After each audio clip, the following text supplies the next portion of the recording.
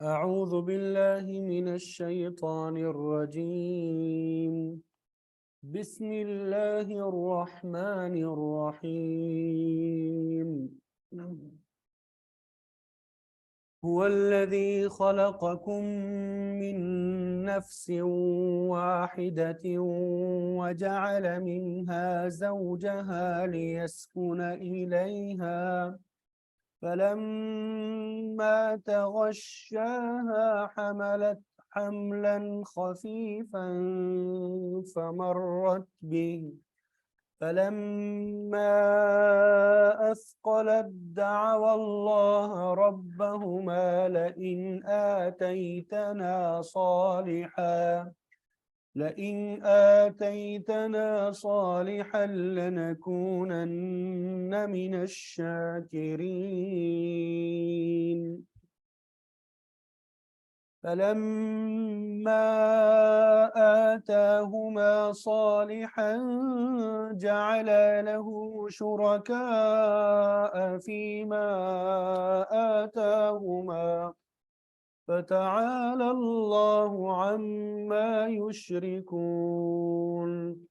أيشركون ما لا يخلق شيئا وهم يخلقون، ولا يستطيعون لهم نصرا ولا أنفسهم ينصرون. وإن تدعوهم إلى الهدى لا يتبعوكم، سواء عليكم أدعوتموهم أم أنتم صامتون. إن الذين تدعون من دون الله عباد أمثالكم، فدعوهم فليستجيبوا لكم إن كنتم صادقين. ألهم أرجل يمشون بها أم لهم أيدي يبطشون بها أم لهم أعين يبصرون بها أم لهم آذان يسمعون بها، قل ادعوا شركاءكم ثم كيدون فلا تنظرون. صدق الله العظيم. الحمدللہ، ابھی آپ کے سامنے سورہ اعراف آیت نمبر 189 سے لے کر 195 تک تلاوت کرنے کی سعادت حاصل ہوئی۔ ابھی ہم سب سے پہلے اس کا ترجمہ کریں گے، پھر مفسرین نے جو تفسیر بیان کی ہے وہ انشاءاللہ آپ کے سامنے ذکر کریں گے۔ امید کرتا ہوں سب کو آواز صاف سنائی دے رہی ہوگی۔ هو الذی خلقکم من نفس واحدہ، ہوا وہ، الذی وہی ہے جس نے خلقکم تمہیں پیدا کیا، من نفس واحدۃ ایک ہی جان سے، من نفس واحدۃ ایک ہی جان سے، وجعل اور اس نے بنایا، منہا اس سے، زوجہا اس کی بیوی کو، لیسکونا تاکہ وہ سکون پائے، الیہا اس کی طرف، یعنی اسی سے اس کا جوڑا بنایا تاکہ وہ اس کے پاس سکون حاصل کرے۔ فلما پھر جب، سو جب یا پھر جب، فا کا معنی کریں گے پھر، لما جب، تغشا اس نے ڈھانپ لیا، ہا اسے، یعنی مرد نے عورت کو ڈھانپ لیا، حملت تو وہ حاملہ ہو گئی، وہ بوجھل ہو گئی، حملاً بوجھ اٹھانا، خفیفاً ہلکا سا، تو وہ ہلکی سی بوجھل ہو گئی، فمرت بھی سو گزری وہ، بھی اس کے ساتھ، وہ اس کے ساتھ چلتی رہی، فلما پھر جب، اثقلت بوجھ بڑھ گیا اس خاتون کا، عورت کا، दआव, दआवा, ये असल में क्या था? दआवा,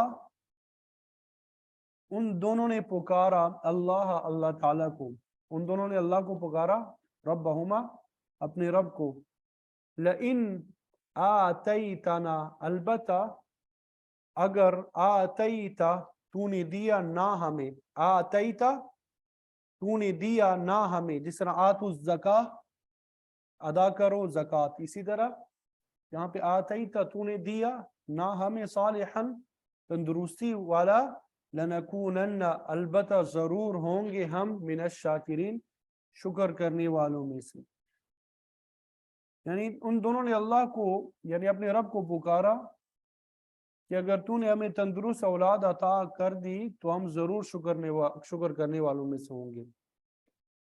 फलम्मा, फिर जब, आता हुमा, आता, दे दिया, हुमा, उन दोनों को, उसने यानी अल्लाह ताला ने, सालिहन, तंदुरुस्ती वाला, जाला, बनाने लगे वो दोनों, लहू, उसके लिए, शुरका, बहुत से शरीक, फीमा, उसमें, आता, जो उसने दिया था, हुमा, उन दोनों को।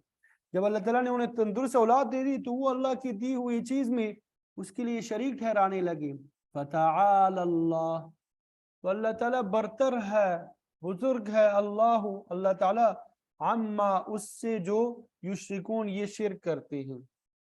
यानी अल्लाह ताला उन तमाम चीजों से बरतर है जो ये उसके साथ शरीक ठहराते हैं। अयुश्रिकूना, क्या ये शरीक करते हैं, माँ, वो जो, ला यखलुकु, नहीं पैदा कर सकता है, शैअन, कुछ भी, वहुम युखलकून, और वो पैदा किए गए हैं। क्या ये ऐसी चीजों को शरीक ठहराते हैं जो कुछ भी पैदा नहीं कर सकते बल्कि वो तो खुद मखलूक है। वला यस्ततीऊन, और वो नहीं कर सकते, लहुम, उनकी, नसरा, मदद, यानी उनकी मदद करने की भी ताकत नहीं रखती। वला अनफुसहुम, ना अपने आप की वो मदद कर सकते हैं, यंसुरून, वो मदद कर सकते हैं, ना तो वो उनकी मदद कर सकते हैं और ना अपने आप की मदद करने की वो सलाहियत रखते हैं, ताकत रखते हैं। व इन तदऊहुम, और अगर तुम उन्हें बुलाओ, व इन, और अगर, तदऊ, तुम बुलाओ, हम उन्हें, इलल हुदा, हिदायत की तरफ, ला यत्तबिऊकुम, वो पैरवी नहीं करेंगे तुम्हारी, ला यत्तबिऊकुम, वो पैरवी नहीं करेंगी तुम्हारी, सवाउन, बराबर है, अलैकुम, तुम पर, अदअउतुमूहुम, क्या, दअउतुम, तुम पुकारो, हम उन्हें, यानी तुम पर बराबर है, चाहे तुम उन्हें पुकारो, अम, या, अन तुम सामितून, तुम खामोश रहो। यानी अगर तुम उन्हें हिदायत की दावत दो तो तुम्हारी पैरवी नहीं करेंगे, तुम पर बराबर है कि तुम उन्हें पुकारो या खामोश रहो। इन्नल्लज़ीना, बेशक वो लोग, जो, तदऊना, जिनको तुम पुकारते हो, मिन दुनिल्लाहि, अल्लाह ताला के अलावा, इबादुन, बंदे हैं, अमसालुकुम, तुम्हारे जैसे, फदऊहुम, तो तुम उन्हें पुकारो, फलयस्तजीबू, तो चाहिए कि वो पुकार कबूल करे, लकुम, तुम्हारी, इन कुंतुम सादिकीन, अगर तुम सच्चे हो। यानी अल्लाह को छोड़कर तुम जिन लोगों को पुकारते हो वो तुम जैसे बंदे ही है, तो तुम उन्हें पुकारो, उन्हें चाहिए कि वो तुम्हारी पुकार कबूल करे अगर तुम सच्चे हो। अलहुम, क्या उनके लिए, अर्जुलन, अर्जुल, रिजल की जमा है, पाँव है, यमशून, वो चलते हैं, बिहा, उनके जरिए, अम लहुम, या उनके लिए, ऐदिन, ऐदी, यद, उनकी जमा है, हाथ है, यबतीशून बिहा, यबतीशून, वो पकड़ते हैं, बिहा, उनके जरिए से, अम, या, लहुम, उनके लिए, आयुनुन, आंखें हैं, युबसिरून, वो देखते हैं, बिहा, उनके जरिए से, अम लहुम आज़ानुन, अम लहुम आज़ानुन, या उनके लिए, आज़ानुन, आज़ान, कान को कहते हैं, कान है, यस्माऊना, वो सुनते हैं, बिहा, उनके जरिए। कुल, आप कह दीजिए, उदऊ, तुम पुकारो, शुरकाअकुम, अपने शरीकों को, सुम्मा, फिर, की दूनी, تدبیر کرو میرے لیے. ثم کیدونی، پھر تدبیر کرو میرے لیے. فلا تنظرون، تو فلا تنظرونی، اور مہلت مت دو، نی مجھے، اور تم مجھے مہلت مت دو. مطلب ان کے کام ہیں جن سے وہ سنتے ہیں. آپ فرما دیجئے کہ تم اپنے شرکاء کو بلا لو، پھر میرے متعلق تدبیریں کرو اور مجھے مہلت بھی مت دو. تو یہ ان آیات کا ترجمہ ہے سورہ اعراف آیت نمبر 189 سے 195 تک. اب مفسرین نے جو تفسیر بیان کی ہے وہ آپ کے سامنے یہ ذکر کریں گے. امید کرتا ہوں کہ ترجمہ سمجھ میں آ گیا ہوگا. جی ترجمہ سمجھ میں آ گیا؟ کوئی مشکل تو پیش نہیں آئی انشاءاللہ؟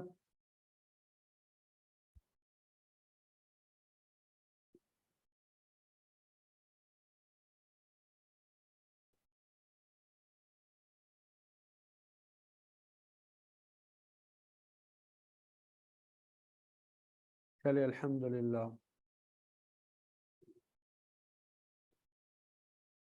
تو آج کے سبق میں بھی اللہ تعالیٰ کی وحدانیت اور شرک کی تردید کا بیان ہے. اللہ تعالیٰ کی وحدانیت اور شرک کی تردید کا بیان ہے. ایمان کی حقیقت کو بگاڑنے والی چیز شرک ہی ہے، اور یہ روحانی بیماریوں میں سب سے بری بیماری ہے.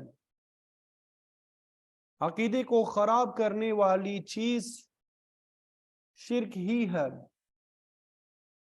عقیدے کو خراب کرنے والے امراض کفر، نفاق، شرک، تردد، الحاد، زندقہ وغیرہ میں سے شرک جو ہے سب سے خطرناک بیماری ہے. اس کے بعد پھر عملی اور اخلاقی بیماریوں کا نمبر آتا ہے. تو یہاں پر اللہ تعالیٰ نے صراحتاً شرک کی تردید فرمائی.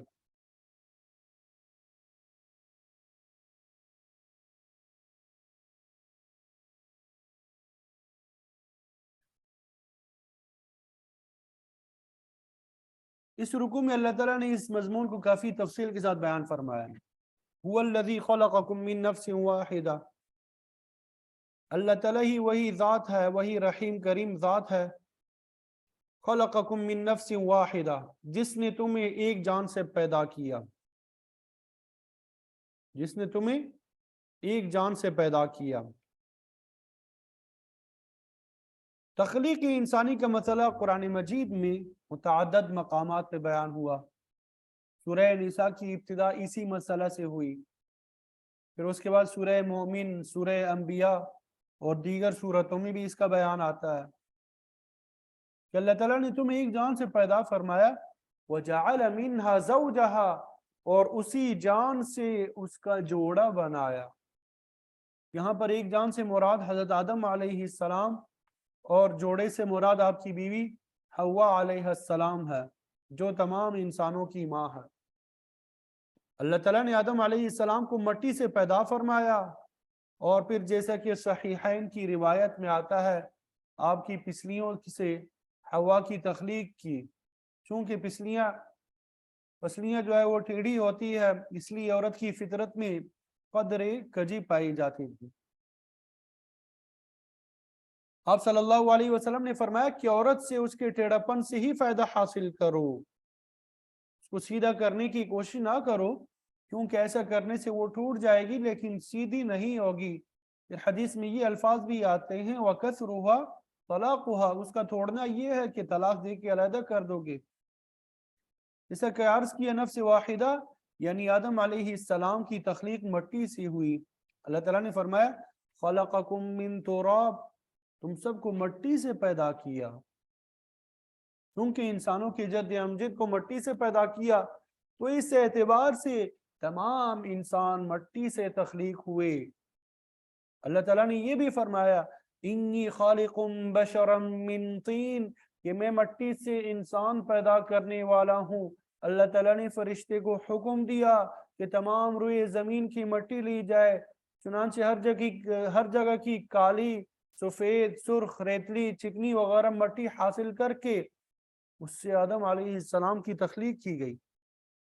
آپ صلی اللہ علیہ وسلم نے فرمایا کہ نسل انسانی میں اسی مٹی کا اثر ہے کہ کوئی آدمی کالا ہے، کوئی گورا ہے، کوئی سخت مزاج ہے، کوئی نرم مزاج ہے، کوئی پاکیزہ ہے، کوئی بدفطرت ہے۔ اور پھر ساتھ میں یہ بھی فرماتے ہیں کہ کسی انسان کی تخلیق جس جگہ کی مٹی سے ہوتی ہے، انسان مرنے کے بعد اسی مٹی میں آ کر مل جاتا ہے، یعنی اسی مقام پر اس کی قبر بنتی ہے۔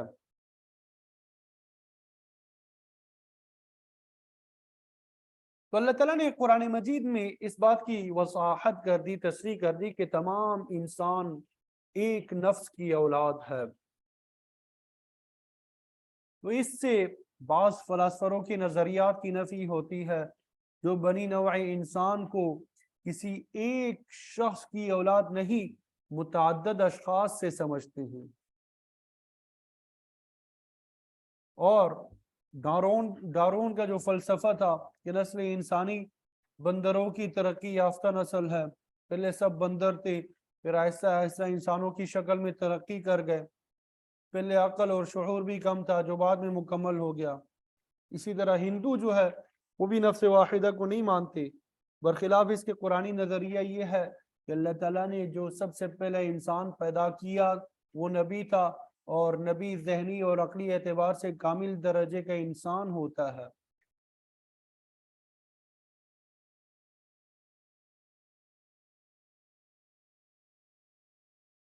تو اللہ تعالیٰ وہی ذات ہے جس نے تمہیں ایک جان سے پیدا کیا، وَجَعَلَ مِنْهَا زَوْجَهَا، اور اسی سے اس کا جوڑا بنایا۔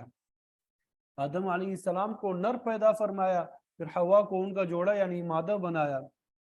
حضرت حوا کی پیدائش کے متعلق تفاسیر میں آتا ہے کہ حضرت آدم علیہ السلام سوئے ہوئے تھے تو اللہ تعالیٰ نے ان کی پسلی سے حضرت حوا کو پیدا فرمایا۔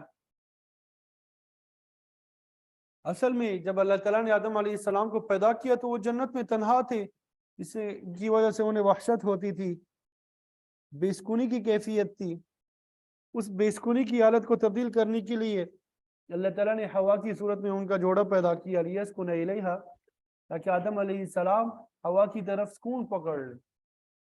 چنانچہ جب آپ نیند سے بیدار ہوئے تو حوا آپ کے پاس موجود تھی، جنہیں پا کر آپ کو تسکین ہونے لگی۔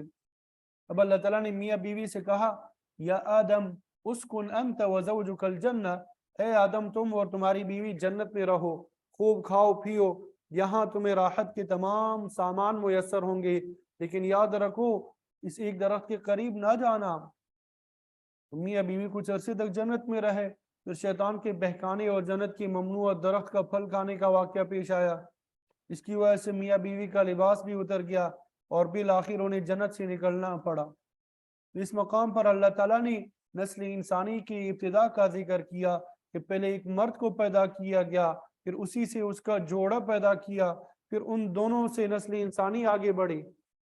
سورہ نساء کی ابتدا میں بھی ہے، اے لوگو اس پروردگار سے ڈر جاؤ جس نے تمہیں نفس واحدہ سے پیدا فرمایا، پھر اس سے اس کا جوڑ پیدا کیا، وَبَثَّ مِنْهُمَا رِجَالًا كَثِيرًا وَنِسَاءً، پھر ان دونوں سے کثیر تعداد میں مرد اور عورت، مرد و زن پھیلا دیے۔ تو اللہ تعالیٰ نے انسان کا جوڑا پیدا کرنے کی ایک وجہ تو یہ بیان فرمائی تاکہ وہ سکون پکڑے، اور ساتھ میں یہ بھی بیان فرما دیا سورہ روم میں ہے، وَجَعَلَ بَيْنَكُمْ مَوَدَّةً وَرَحْمَةً، کہ تمہارے درمیان محبت اور شفقت کے جذبات پیدا کر دیے۔ محبت اور الفت کی یہی جذبات ہے جو نسل انسانی کے آگے پھیلانے کا ذریعہ بنتے ہیں۔ اس میں طبعی خواہشات بھی ہے، عقلی ضروریات بھی، اور قانون کی پابندی بھی۔ جب کوئی انسان تنہا ہوتا ہے تو وہ ضابطۂ اخلاق کا پابند ہوتا ہے، جب وہ دو ہو جاتے ہیں تو انہیں قانون کی پابندی کرنا پڑتی ہے، اور یہی ترقی کا پہلا زینہ ہے۔ میاں بیوی کے اپنے اپنے حقوق اور فرائض ہے، جب یہ حقوق ادا کیے جاتے ہیں تو قانون کی پابندی ہوتی ہے اور انسان کو ترقی اور عروج حاصل ہوتا ہے۔ جب تک قانون کی پابندی نہیں کی جائے گی اس وقت تک انسان ترقی نہیں کر سکتا۔ تو اللہ تعالیٰ نے ایک انسان سے دو بنائے، اور پھر دو سے بڑے تو خاندان بن گیا، رشتہ داریاں قائم ہوئی، قبائل بنے، اور نسل انسانی وجود میں آ گئی۔ نسل انسانی کی عمومی تخلیق کا ذکر کرنے کے بعد اللہ تعالیٰ نے بچے کی پیدائش کے سلسلے میں کیے جانے والے شرک کا ذکر کیا۔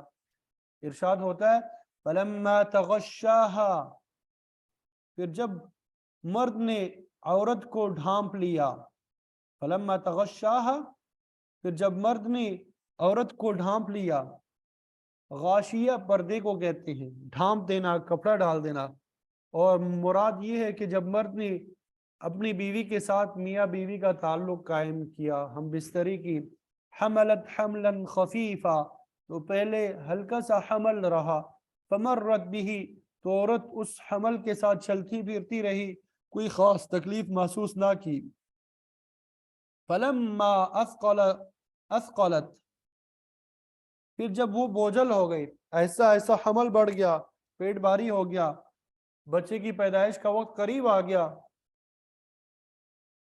اور انہیں زچہ اور بچے کے متعلق فکر لاحق ہوئی، تو دونوں بیوی اور خاوند نے دعوا اللہ ربہم، اپنے رب سے دعا کی، لئن آتیتنا صالحا، اگر تو ہمیں صحیح سلامت اچھا بھلا بچہ عطا کرے گا، لنکونن من الشاکرین، تو ہم ضرور شکر گزاروں میں سے ہوں گے۔ فلما آتاہما صالحا، پھر جب اللہ تعالیٰ نے انہیں صحیح سلامت صحت مند بچہ عطا کر دیا، جعل له شرکاء فیما آتاہما، تو اللہ تعالیٰ کی عطا کردہ میں دونوں نے اسی کا شریک بنا لیا، یعنی بچے کے عطا کرنے میں غیروں کو بھی شریک کیا۔ اسی سلسلے میں ترمذی، مسند احمد اور مستدرک حاکم میں روایت آتی ہے کہ آدم علیہ السلام اور حوا علیہ السلام کے بچے پیدا ہو کے مر جاتے تھے، جس کی وجہ سے وہ بڑے فکر مند رہتے تھے۔ اسی اثناء میں ان کے پاس شیطان آیا، انہیں خوفزدہ کیا کہ بچے کی پیدائش بڑی تکلیف دہ چیز ہے، اور یہ کہ ہونے والا بچہ ناقص الخلقت بھی ہو سکتا ہے، اور پھر خود ہی انہیں مشورہ دیا کہ اگر وہ بچے کی پیدائش صحیح سلامت چاہتے ہیں اور اس کا زندہ رہنا بھی مطلوب ہے، تو پھر پیدائش کے بعد اس کا نام عبد الحارث رکھنے کا عہد کرو۔ فرشتوں میں حارث شیطان کا نام مشہور تھا، اور اس کا قسم کا نام رکھوا کر آدم اور حوا کو شرک میں مبتلا کرنا چاہتا تھا۔ وہ دونوں خوفزدہ تھے، چنانچہ انہوں نے یہ نام رکھنے کا وعدہ کر لیا کہ جب بچہ صحیح سلامت پیدا ہوا تو اس کا نام عبد الحارث رکھا، اور وہ زندہ رہا۔ اسی چیز کے متعلق فرمایا کہ جب اللہ تعالیٰ نے انہیں صحیح سلامت بچہ عطا فرمایا تو انہوں نے بچے کا نام شیطان کے نام پر رکھ کر شرک کا ارتکاب کیا۔ لیکن اس روایت کو جمہور محدثین نے تسلیم نہیں کیا، کیونکہ اللہ کے نبی آدم علیہ السلام کی طرف شرک کی نسبت کرنا درست نہیں ہو سکتا۔ دوسری بات یہ بھی کہ آدم علیہ السلام ایک دفعہ پہلے بھی شیطان کے ہاتھوں اٹھا چکے تھے، جب انہیں جنت سے نکلنا پڑا، تو اب وہ دوبارہ اس کے دھوکے میں نہیں آ سکتے تھے۔ آپ صلی اللہ علیہ وسلم کا فرمان بھی ہے کہ مومن کو ایک سوراخ سے 2 دفعہ نہیں ڈسا جا سکتا، تو یہ روایت اصلاً ہی غلط ہے۔ اس آیت کریمہ کی توضیح امام حسن بصری، امام مجاہد اس طرح بیان کرتے ہیں کہ آیت کا پہلا حصہ هو الذی سے لے کے لیسکن الیہا تک ہے، حضرت آدم اور حوا علیہ السلام کے بیان پر مشتمل ہے، جبکہ فلما تغشاہا سے شروع کر کے اگلی بات عام بنی نوع انسان کے متعلق ہے، نہ کہ صرف آدم اور حوا کے متعلق۔ تو اس حصے آیت کا مفہوم یہ بنتا ہے کہ نوع انسانی میں جب کسی مرد نے عورت کو ڈھانپا، یعنی اس کے ساتھ ملاپ کیا، تو پہلے اسے ہلکا سا حمل ٹھہرا اور پھر وہ بڑھ کر بھاری ہو گیا، تو میاں بیوی نے صحیح سلامت بچے کی دعا کی، جب بچہ پیدا ہو گیا تو انہوں نے اللہ تعالیٰ کا شریک بنا لیا۔ فرمایا کہ یہ عام انسانوں کی بات ہے، اللہ کے نبی تو معصوم عن الخطا ہوتے ہیں، وہ تو ایک لحظے کے لیے، ایک لمحے کے لیے بھی شرک میں مبتلا نہیں ہو سکتے۔ حوا رضی اللہ تعالیٰ عنہ بھی اہل ایمان اور نبی کی بیوی تھی، ان سے بھی ایسی توقع نہیں کی جا سکتی۔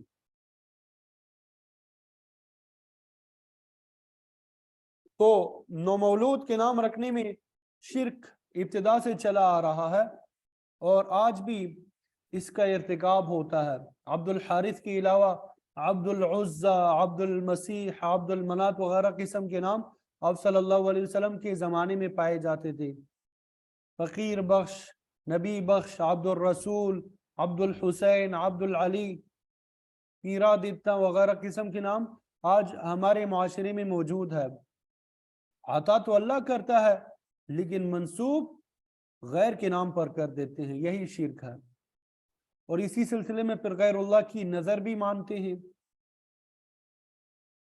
اور بچے کی پیدائش پر سلام کے لیے داتا صاحب لے جاتے ہیں، وہاں پر منت پوری کرنے کے لیے بچے کا سر قبر یا غلاف کے ساتھ لگاتے ہیں۔ مطلب آج بھی ایسے لوگ موجود ہیں جو نعمت کے حصول کے لیے اللہ تعالیٰ سے بڑی بڑی دعائیں کرتے ہیں، اور جب وہ نعمت حاصل ہو جاتی ہے تو اس میں شرک کرنے لگتے ہیں۔ اسی کو دوسرے مقام پہ اللہ تعالیٰ نے فرمایا فَإِذَا رَكِبُوا فِي الْفُلْكِ دَعَوُا اللَّهَ مُخْلِصِينَ لَهُ الدِّينَ فَلَمَّا نَجَّاهُمْ إِلَى الْبَرِّ إِذَا هُمْ يُشْرِكُونَ۔ جب وہ سمندر میں پھنس جاتے ہیں، گر گرا کر اللہ تعالیٰ سے دعا مانگتے ہیں، اللہ تعالیٰ کو پکارتے ہیں، اور جب ساحل پر پہنچ جاتے ہیں تو پھر شرک میں مبتلا ہو جاتے ہیں۔ مطلب اولاد کے شرکیہ نام نہیں رکھنے چاہیے۔ اگر کسی وجہ سے بچے کا غلط نام رکھ دیا گیا تو بعد میں اس کی تصحیح کر لینی چاہیے۔ حدیث شریف میں آتا ہے کہ ابو ہریرہ رضی اللہ تعالیٰ عنہ کا پہلا نام عبد الشمس تھا، جو تبدیل کر کے آپ صلی اللہ علیہ وسلم نے عبد الرحمن رکھ دیا۔ بعض دیگر لوگوں کے نام بھی درست فرمائے، اور اصول کے طور پر یہ بات سمجھا دی کہ بچے کی پیدائش پر 7ویں دن اس کا عقیقہ کریں، اس کے بال اتاریں، اس کا اچھا نام رکھیں، پھر اس کی اچھی تربیت کریں۔ نام اللہ تعالیٰ کی طرف منسوب ہونے چاہیے، جیسے عبداللہ، عبد الرحمن، عبد الغفور، یا انبیاء کے نام پر ہو، ابراہیم، یونس، موسیٰ، الیاس علیہ السلام وغیرہ نام رکھنے چاہیے۔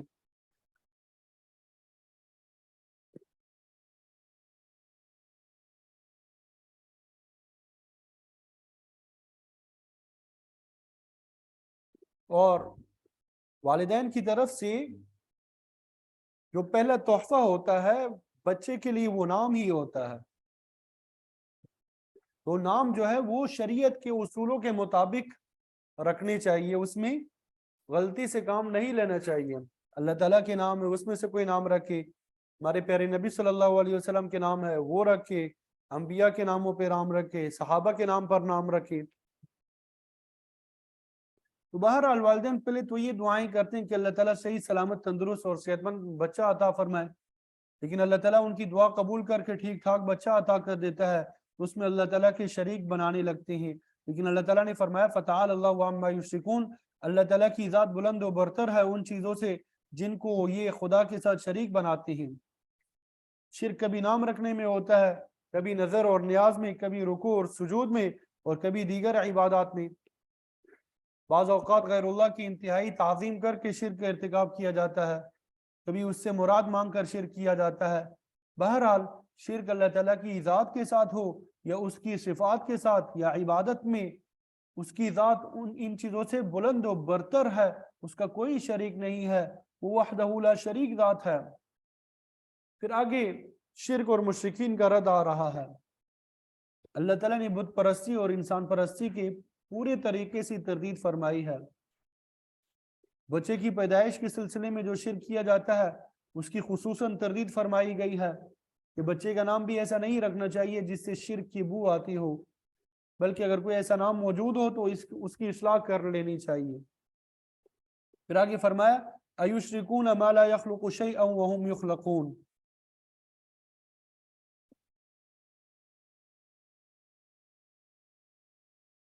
ایشرکون ما لا یخلق شیئا وهم یخلقون، کیا یہ لوگ ان کو شریک بناتے ہیں جو کسی چیز کو پیدا نہیں کر سکتے، وهم یخلقون، اور وہ خود پیدا کیے جاتے ہیں، یعنی وہ خود مخلوق ہے۔ اگلی آیت میں خاص طور پہ مٹی اور پتھر کے گڑے ہوئے بتوں کا ذکر آئے گا، جبکہ یہاں پر اللہ تعالیٰ کے سوا تمام معبودان مراد ہے، چاہے وہ بت ہوں، عام انسان ہوں، انبیاء ہوں، ملائکہ ہوں، جنات ہوں۔ فرمایا کہ یہ لوگ ان کی پوجا کرتے ہیں جو کچھ پیدا نہیں کر سکتے بلکہ خود اللہ تعالیٰ کے پیدا کرتا ہے، چونکہ کائنات کی تمام چیزیں اللہ تعالیٰ کی مخلوق ہے، اس لیے ان میں سے کوئی بھی چیز ایسی نہیں جو الہ ہو، معبود برحق کی شریک بنائی جا سکے۔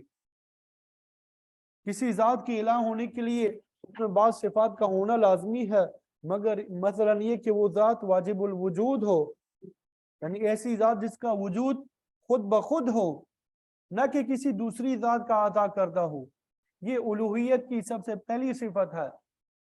ظاہر ہے کہ واجب الوجود صرف اللہ تعالیٰ کی ذات ہے، اس کے علاوہ ہر ذات کا وجود اللہ تعالیٰ کا عطا کردہ ہے، تو اللہ کے بغیر نہ کوئی واجب الوجود ہے نہ وہ الہ ہو سکتا ہے۔ الہ کی دوسری صفت یہ کہ وہ خالق ہو، مخلوق نہ ہو، اور یہ صفت بھی صرف باری تعالی میں پائی جاتی ہے، اس کے علاوہ کوئی خالق نہیں ہے، لہذا معبود برحق بھی صرف وہی ہے۔ الوہیت کے لیے عالم کل ہونا بھی ضروری ہے، اور یہ صفت بھی صرف اللہ تعالیٰ کا خاصہ ہے۔ انہ بکل شیء علیم، وہی ہر چیز کا علم رکھنے والا ہے۔ الا یعلم من خلق وهو اللطیف الخبیر، یاد رکھو ہر چیز کا ظاہر اور باطن اور اس کی ضرورت وہی جانتا ہے جو اس کا خالق ہے۔ چونکہ خالق اللہ تعالیٰ ہے، اس لیے مخلوق کی تمام جزیات کو جاننے والا یعنی علیم کل بھی وہی ہے۔ الوہیت کی صفات میں مدبر ہونا، غیر مرئی ہونا بھی شامل ہے۔ وہی ہر چیز کی تدبیر کرتا ہے، وہ خود ہر چیز کو دیکھتا ہے لیکن اسے کوئی نہیں دیکھ سکتا۔ بہرحال اس آیت کریمہ میں خلق کی صفت کے ساتھ الوہیت کا مسئلہ بیان کیا گیا کہ کوئی انسان ہو یا جن یا فرشتہ، ان میں سے کوئی بھی خالق نہیں ہے بلکہ سب مخلوق ہے۔ تو اللہ تعالیٰ نے فرمایا کیا یہ ان کو شریک بناتے ہیں جو خالق نہیں بلکہ خود مخلوق ہے؟ اللہ تعالیٰ نے ملائکہ کو انسان کی پیدائش سے اربوں کربوں سال پہلے پیدا فرمایا۔ امام شاہ ولی اللہ محدث دہلوی رحمۃ اللہ علیہ فرماتے ہیں کہ اللہ تعالیٰ جانتا تھا کہ مصلحت انسانی کی تکمیل کے لیے اس سے پہلے فرشتوں کا پیدا کیا جانا ضروری ہے، لہذا اس نے فرشتوں کو پہلے پیدا کیا۔ سب سے پہلے ملائے اعلیٰ کی جماعت کو پیدا کیا، پھر ملائے سافل کی جماعت کو پیدا فرمایا، اور پھر اس کے بعد عام ملائکہ کو، اور ان سب سے آخر میں انسان کو پیدا کیا۔ تو فرمایا جو کسی چیز کے خالق نہیں ہے، خود مخلوق ہے، انہیں خدا کے ساتھ کیسے شریک بنا رہے ہیں؟ فرمایا کہ جن کو یہ شریک بناتے ہیں ان کی ایک بات تو یہ ہے کہ وہ کسی چیز کو پیدا کرنے پہ قادر نہیں ہے، اور دوسری بات یہ ہے وَلَا يَسْتَطِيعُونَ لَهُمْ نَصْرًا وَلَا أَنفُسَهُمْ يَنْصُرُونَ، کہ وہ معبودان باطلہ شرک کرنے والوں کی مدد کرنے پر بھی قادر نہیں ہے، اور نہ وہ خود اپنی جانوں کی مدد کر سکتی ہیں۔ اس سے پہلے آپ صلی اللہ علیہ وسلم کی ذات کے متعلق گزر چکا ہے قُلْ لَا أَمْلِكُ لِنَفْسِي نَفْعًا وَلَا ضَرًّا، اے لوگوں سن لو میں اپنی جان کے لیے نفع اور نقصان کا مالک نہیں ہوں، الا ما شاء اللہ، مگر جو اللہ چاہے۔ ظاہر ہے کہ نبی نوع انسان کی بلند ترین ہستی بھی اگر اپنے نفع اور نقصان کی مالک نہیں ہے تو وہ کسی دوسرے کو ما فوق الاسباب نفع نقصان کیسے پہنچا سکتی ہے؟ یہ تو صرف اللہ تعالیٰ کا خاصہ ہے۔ انبیاء، ملائکہ اور جنات جو زندہ ہستیاں ہیں وہ بھی اس معاملے میں بے بس ہے، تو اپنے ہاتھ سے بنائے ہوئے مٹی یا پتھر کے مجسمے ان کی کیا مدد کر سکتے ہیں؟ فرمایا وہ تو اتنے عاجز ہے، وَإِن تَدْعُوهُمْ، کہ اگر تم انہیں پکارو إِلَى الْهُدَى، ہدایت کے راستے کی طرف، لا يتبعوکم، تو وہ تمہاری پیروی نہیں کر سکتے، یعنی وہ تمہاری کوئی خواہش پوری نہیں کر سکتے۔ تو جب وہ اس قدر بے بس ہے تو فرمایا سواء علیکم، تمہارے لیے برابر ہے، دعوتموہم ام انتم صامتون، کہ تم انہیں پکارو یا خاموش رہو۔ مطلب یہ ہے کہ جب وہ معبودان باطلہ تمہارے لیے کسی چیز پہ قادر ہی نہیں ہے تو انہیں لاکھ پکارتے جاؤ وہ سنتے ہی نہیں ہے، تو پھر انہیں پکارنا اور نہ پکارنا یہ دونوں برابر ہے۔ تو شرک فی العبادات قدیم اقوام میں بھی پایا جاتا تھا، آج بھی موجود ہے۔ بعض لوگ بچھو، سانپ اور درختوں کی پوجا کرتے تھے۔ سورج کی پوجا جو ہے قدیم زمانے سے چلی آ رہی ہے۔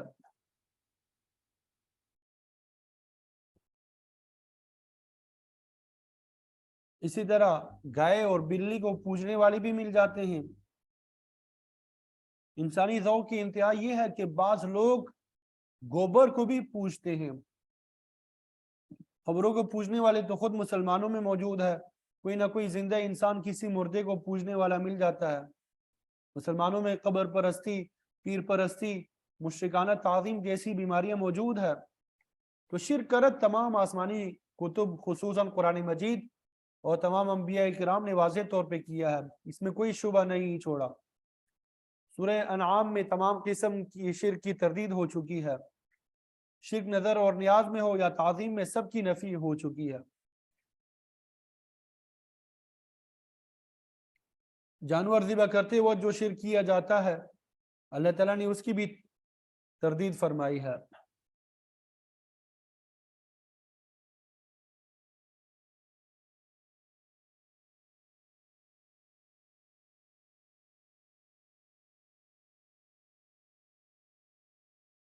پھر آگے فرمایا ان الذین تدعون من دون اللہ عباد امثالکم فادعوہم فلیستجیبوا لکم ان کنتم صادقین، جن کو تم اللہ تعالیٰ کے علاوہ پکارتے ہو وہ تو تمہاری طرح بنتے ہیں، جس طرح تم پیدا کیے گئے ہو اسی طرح وہ بھی پیدا کیے گئے ہیں، تم بھی اللہ تعالیٰ کے سامنے عاجز ہو وہ بھی عاجز ہے، جس طرح تم ہر چیز کے محتاج ہو اسی طرح وہ بھی محتاج ہے۔ اللہ تعالیٰ نے وضاحت فرما دی یسألہ من فی السماوات والارض، آسمان اور زمین کی ہر چیز اپنی ہر ضرورت کے لیے اسی کے سامنے ہاتھ پھیلاتی ہے، تمام مخلوق مانگنے والی ہے، دینے والی ذات جو اللہ تعالیٰ ہے۔ انسان اولاد دولت اقتدار مانگتے ہیں، فرشتے اللہ تعالیٰ کا قرب مانگتے ہیں، اس کی رضا کے طالب ہوتے ہیں، فرمایا جب ہر چیز اسی سے مانگتی ہے تو پھر تم ان کو شریک کیسے بناتے ہو جو خود عاجز اور محتاج ہے۔ اور فرمایا فدعوہم، انہیں پکار کر دیکھ لو اگر وہ تمہاری پکار سنتے ہیں، فلیستجیبوا لکم ان کنتم صادقین، تو انہیں چاہیے کہ وہ تمہاری پکار قبول کریں اگر تم سچے ہو، لیکن وہ تمہاری حاجت روائی مشکل کشائی کیسے کریں گے جبکہ نہ تو وہ قادر مطلق ہے، نہ علیم کل ہے، نہ واجب الوجود ہے۔ حقیقت تو یہ ہے انتم الفقراء الی اللہ واللہ هو الغنی الحمید، تم سب اللہ کے محتاج ہو، غنی تو صرف اللہ تعالیٰ کی ذات ہے، اس کے علاوہ کون ہے جو تمہاری غائبانہ مدد کرے گا؟ تم نے خواہ مخواہ بت اور وثن بنا رکھے ہیں جن کے نام کی نظریں مانتے ہو، ان کے سامنے دودھ مٹھائی اور کھانا رکھتے ہو، ان کے سامنے 10 بستر کڑے ہوتے ہو، ان کے ساتھ عابدانہ تصورات رکھتے ہو، جس طرف کوئی بت پڑا ہوتا ہے اسی طرف رخ کر لیتے ہو، یہ تو نہایت ہی بے وقوفی کی بات ہے۔ ذرا غور تو کرو جن بتوں کی تم پوجا کرتے ہو، الہم ارجل یمشون بہا، کیا ان کے پاؤں ہیں جن کے ساتھ وہ چلتے ہیں؟ ام لہم ایدی یبطشون بہا، کیا ان کے ہاتھ ہیں جن کے ساتھ وہ پکڑتے ہیں؟ ام لہم اعین یبصرون بہا، کیا ان کی آنکھیں ہیں جن کے ساتھ وہ دیکھتے ہیں؟ ام لہم آذان یسمعون بہا، کیا ان کے کان ہے جن کے ذریعے سے وہ سنتے ہیں؟ ان کے پاس تو کچھ بھی نہیں ہے، پھر وہ تمہاری پکار سن کر تمہاری مدد کیسے کر سکتے ہیں؟ سورہ حج میں ہے کہ اللہ کے علاوہ تم جن کو پکارتے ہو وہ ایک مکی بھی پیدا نہیں کر سکتے، اور مکی کوئی چیز ان سے چھین لے تو وہ اسے چھڑانے پر قادر بھی نہیں ہے، کہ جائے کہ تمہاری کوئی مدد کر سکیں گے۔ ضعف الطالب والمطلوب، طالب اور مطلوب دونوں جو ہے وہ کمزور ہے، کوئی کسی کے کام نہیں آ سکتا۔ اللہ تعالیٰ نے انسان کو بہترین مخلوق بنایا تھا، اسے عقل اور شعور سے نوازا تھا، لیکن اس کی حماقت کی انتہا ہے کہ خود ساختہ بتوں کے سامنے سجدہ ریز ہو جاتا ہے۔ عقیدہ یہ ہے کہ یہ ہماری بات سنتے ہیں، حاجت پوری کرتے ہیں۔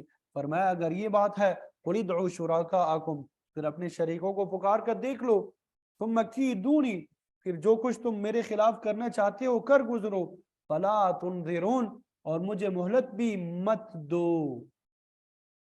حضرت ہود حضرت صالح علیہ السلام کو بھی مشرکین نے یہی کہا تھا، ان نقول الا اعتراک بعض آلہتنا بسوء، ہمارے معبودوں نے تمہارا دماغ خراب کر دیا ہے، تم باز نہیں آتے، بہکی بہکی باتیں کرتے ہو۔ اللہ تعالیٰ نے فرمایا کہ ایسی باتوں کا یہی جواب ہے کہ اپنے تمام معبودوں کو جمع کر لو اور پھر جو تدبیر میرے خلاف کرنا چاہتے ہو کر لو، میں کسی سے کوئی خطرہ محسوس نہیں کرتا۔